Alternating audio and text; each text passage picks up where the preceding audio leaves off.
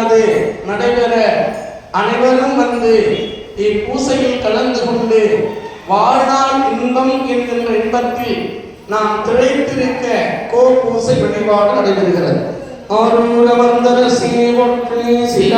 பற்றி நின்று அருள் செய்ய அம்மையப்பருடைய திருக்கல்யாண வைபவத்தில் நாமெல்லாம் கலந்து கொண்டு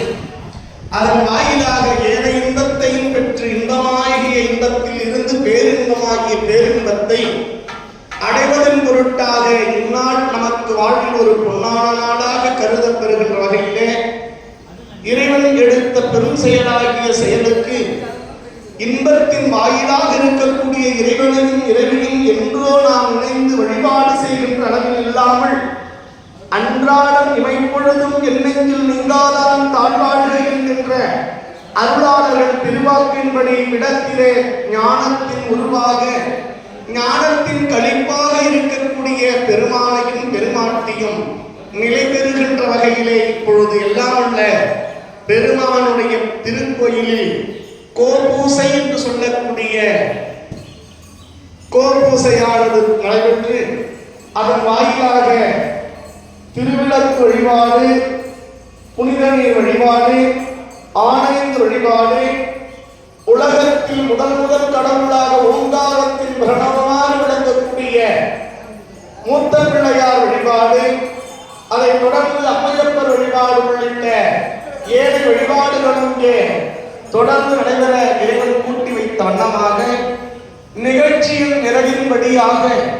இறைவனுடைய பேரருள் பெருங்கருணையை திருவருள் கொண்டு குருவருளினாலே நாம் வழிபாடு செய்கின்ற வழிபாடு இப்பொழுது நடைபெற இறைவன் கூட்டி வைத்த வண்ணத்தில் நாமெல்லாம் வழிபாடு செய்து வாழ்நாளில் துன்பங்களை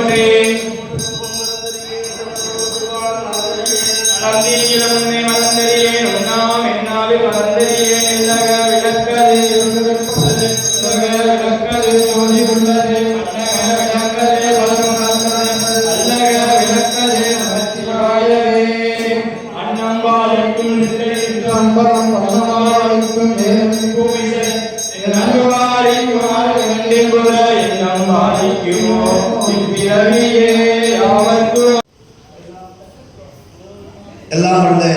இறைவனுடைய பெருங்கருணையினாலே